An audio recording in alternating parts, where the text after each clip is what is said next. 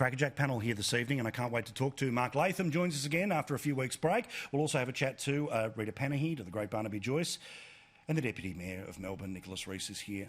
But first, let's look back at the world getting on Australia's side after China throws the toys out of the cot. The doctored image depicting an ADF soldier holding a knife to the throat of a child in the wake of the Afghanistan war crimes inquiry, sparking unified condemnation from across the political aisle. What we have is deliberate provocation. We should respond calmly, we should respond strategically, and we should respond with unity. Support too from Australia's Five Eyes partners, the US National Security Council, tweeting Australian wine will be featured at a White House holiday reception this week. Pity vino lovers in China who, due to Beijing's coercive tariffs on Australian winemakers, will miss out. The UK and New Zealand also calling out China on the post. I think we all wanted to hear Eliza do the Aussie, oi, oi, oi bit. But anyway, Barnaby Joyce, let's start with you. Barnaby, we know how China's been reacting, overreacting, yes, and plenty of those that are willing to sell us out. But let's deal with the Penny Wong philosophy, the manage the relationship. Isn't that code for shut up and take it? Well, what exactly does it actually mean, manage the relationship? To work out how ridiculous these statements are, you turn them on their head and see if they make any sense. Are we to mismanage the relationship? Are we to act crazily mismanage the... they're just motherhood statements. They mean absolutely nothing. What it actually is Penny wants to get a dial on the telly, fair enough, and look responsible and earnest, and say absolutely nothing that you can actually nail it down on, because it's just a fluffy, nebulous motherhood statement which lefties say when they don't actually want to say what the people are thinking. We'll get to Nicholas in a second, but Rita, whether he's got something to say here.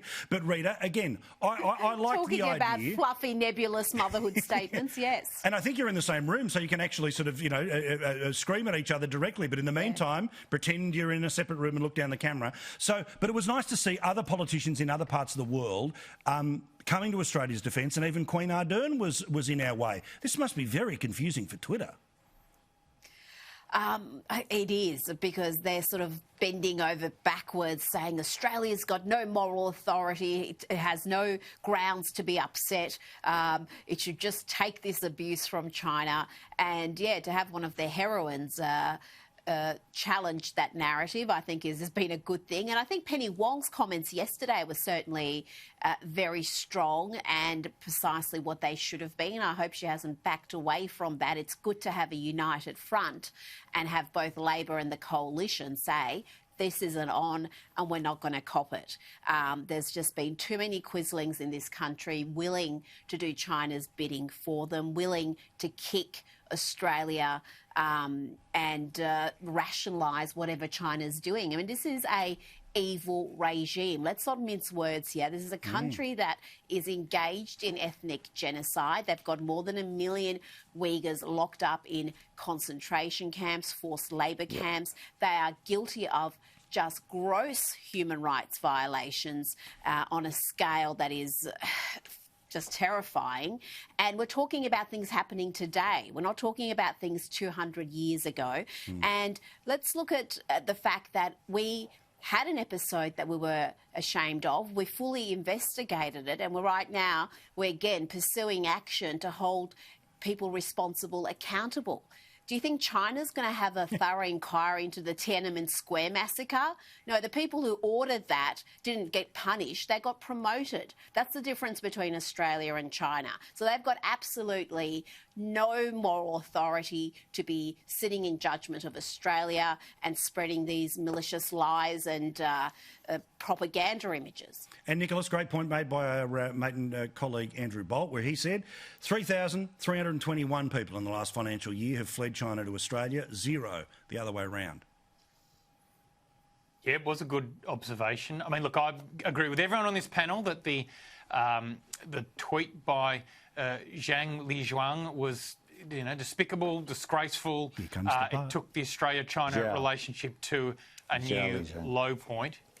Okay, but I also think you can go too far with the overreaction to these things. I was asked today at the City of Melbourne, should we consider dumping the sister city relationship that Melbourne's got with Tianjin in northern China, or close to Beijing? And, we shouldn't just completely tear up every dimension to the relationship that Australia has with China, because the fact is we have fantastic people-to-people relationships with the people of China. We have terrific economic relationships with them.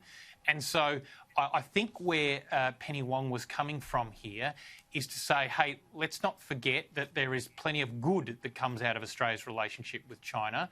And at some point, we'll have to find a way to try and go forward with that. But that's precisely, Paul, what...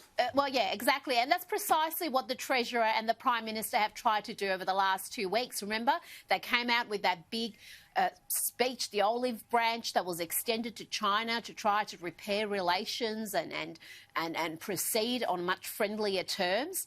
And this is China's response. Now, this character wouldn't have sent out that image without approval from his superiors. So this is what China wants to be out there, and this is their response to us. And that dude what's his name? Jiang? Anyway, he's blocked me on Twitter, Paul. I'm outraged. How dare a chief Chinese propagandist block me just because I encouraged everybody to send him images of Taiwan's flag every time he tweeted a lie.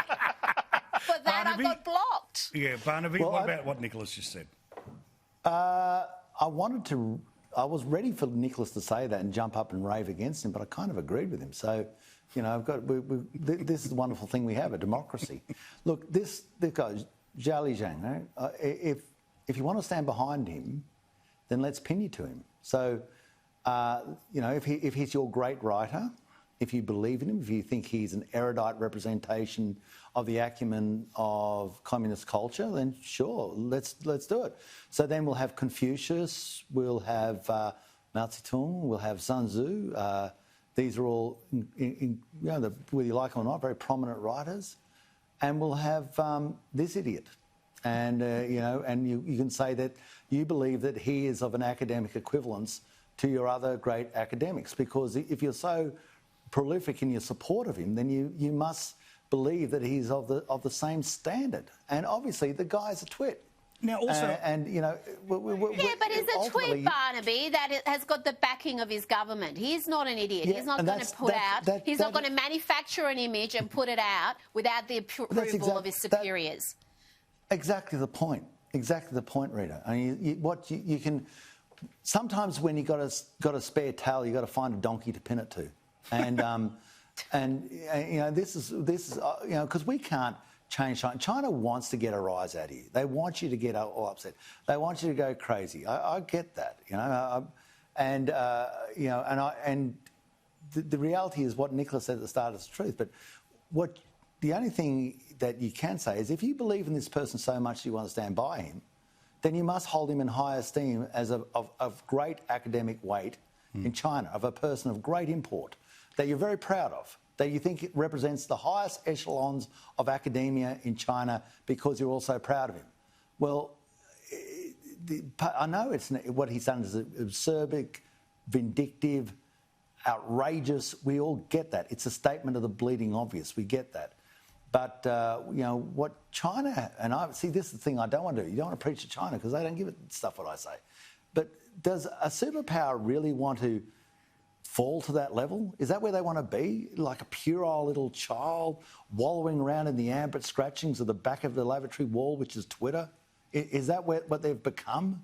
Is that what we're to look up to? Belt and Road and this rubbish? And I know that the Chinese watching tonight. Hello, people in China all watching, ready to start pillaring me, which they do quite often. But is that what you want? Is that who you want to be? Is that who you mark yourself against?